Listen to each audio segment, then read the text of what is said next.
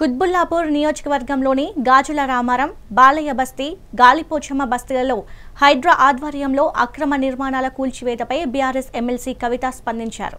Survey number 307, 329/1, 342లో ఇప్పటికే కూల్చివేసిన ఇళ్లను పరిశీలించి నిర్వాసితులైన కుటుంబాలను పరామర్శించారు. పేద ప్రజలను రోడ్డుపాలు చేస్తున్న కాంగ్రెస్ ప్రభుత్వం వైఖరి సరికాదని ఆమె విమర్శించారు. ఏళ్ల తరబడి నివాసం ఉంటున్న పేద ప్రజలను భయపెడుతున్న హైడ్రా వైఖరిని కవిత తప్పుబట్టారు. నిర్వాసితులైన పేదలకు అండగా ఉంటానని హామీ ఇచ్చారు.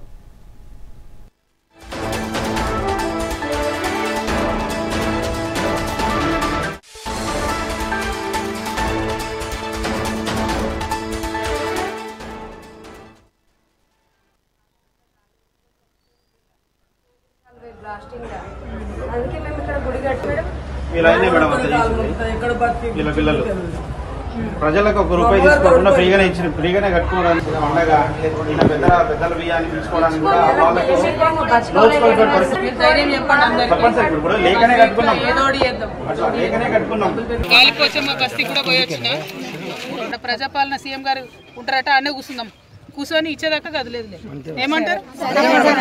జై తెలంగాణ, జై తెలంగాణ, జై కవితక్క, జై కవితక్క, జై కవితక్క.